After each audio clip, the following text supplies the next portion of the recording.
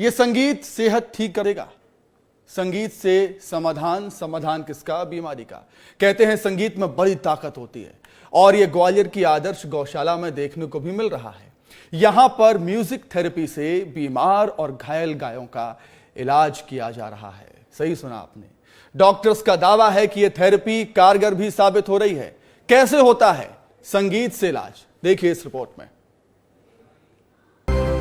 गौशाला में music therapy से इलाज, गायों को सुना रहे बांसुरी की तान। बांसुरी बीमार गायों के लिए बनी वरदान।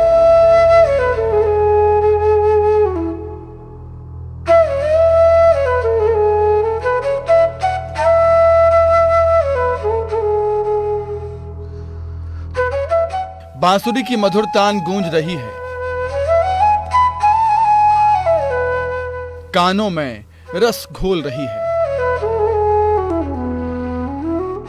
और इसी के बीच बीमार गायों का इलाज चल रहा है। ये बेहद सुखद तस्वीर है ग्वालियर की आदर्श गौशाला की।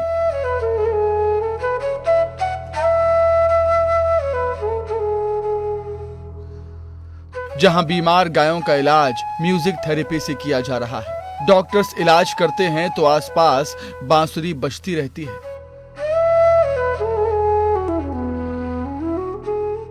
यहां इसी अंदाज में बीमार गायों की देखभाल की जाती है।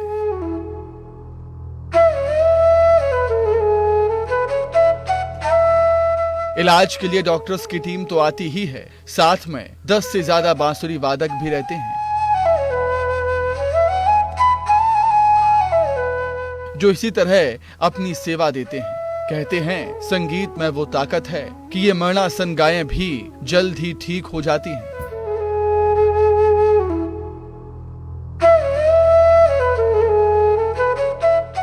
संगीत वह कला है जिसे आम इंसानों के साथ साथ बेजुबान भी समझते हैं, लेकिन संगीत से इलाज भी किया जाता है।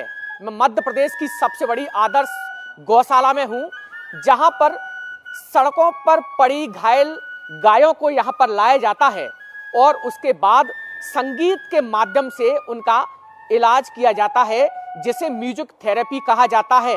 और सबसे बड़ी बात यह है कि इस म्यूजिक थेरेपी के जरिए जो मरणासन अवस्था में घायल पड़ी गायें मौत के मुंह से वापस लौट आती हैं। ये विचार आदर्श गौशाला के महंत ऋषभ देवानंद महाराज का है, जिनका मानना है कि संगीत के जरिए सब कुछ हो सकता है। म्यूजिक थेरेपी के बारे में आपको बताते हैं। इसे स्वर साधना, ध्वनि चिकित्सा भी कहते हैं। बांसुरी की तान से आत्मविश्वास बढ़ता है, बीमारी से निकलने में मदद करती है, मानसिक स्थिति मजबूत हो जाती है। इससे पशु तेजी से स्वस्थ होने लगते हैं। महंत ऋषभ देवानंद बताते हैं कि ये आज की व्यवस्था नहीं है, बांसुरी तो भगवान कृष्ण के समय से बज रही है। यह स्वर साधना है और कह सकते हैं यह ध्वनि चिकित्सा है। आदि काल से चलता हुआ आ रहा है। हमारे मंदिरों में घड़ी घंटाल ये सब बजे करते थे। तो इसका अर्थ ये था कि जो वहाँ पे भक्तगण पहुँच रहे हैं उनका मन मस्तिष्क चित्त शांत हो। ठीक उसी प्रकार से यह जो हमारी आदर्श गौशाला है, इस आदर्श गौशाला में जो यह स्वर साधना चल रहा है, भगवान कृष्ण जिस बांसुरी के राग को बजा के गौ माता को रिझाया करते थे, गोपिकाओं को रिझाया करते थे, ठीक उसी प्रकार से जो हमारे यहाँ पे गौसेवक गण हैं, स्वयंसेवी गण हैं, विद्यार्थी गण हैं, ये यहाँ पे समय समय पे आके गौ माता को बांसुरी की धुन से रिझाने का प्रयास करते हैं। बांसुरी वादक और डॉक्टर्स भी इस थेरेपी को कारगर मानते हैं। कई गायें तो ऐसी हैं जो मरने की हालत में होती हैं, लेकिन बांसुरी की धुन और दवाइयों के मेल से उठ खड़ी होती हैं। एलोपैथी और म्यूजिक थेरेपी से जो ट्रीटमेंट हम करते हैं, उससे हमें जो पशु एनिमल जब एक्सीडेंट होता है तो वो शॉक में जाते हैं, तो वो शॉक से निकालने के लिए म्यूजिक थेरेपी की आवश्यकता पड़ती है। तो जो रिकवरी हमारी 10 दिन में होती है, वो लाइन ऑफ ट्रीटमेंट वो हमारा 2-3 दिन में हो जाता है। अभी जहाँ तक मैं देख पा रहा हूँ कि जब हम बजाते हैं तो इनकी आंखों में आंसू आ जाते हैं।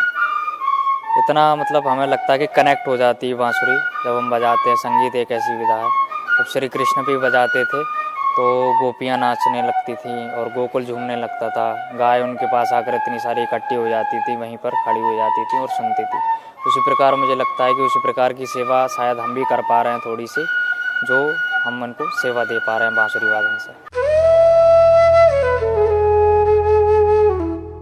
ये वो गायें हैं जो सड़कों पर घायल हालत में मिलती हैं, जो पॉलिथीन खाकर बीमार हो जाती हैं और फिर उन्हें यहाँ लेकर बच्चों की तरह देखभाल उनकी की जाती है। म्यूजिक थेरेपी से इलाज किया जाता है। इलाज का ये सुरीला तरीका इन बीमार गायों के लिए वरदान साबित हो रहा है। मुरली तान सुनकर अब तक सैकड़ों गायें मौत के मुंह से बाहर आ चुकी हैं। विस्तार न्यूज के लिए अनिल गौर की रिपोर्ट।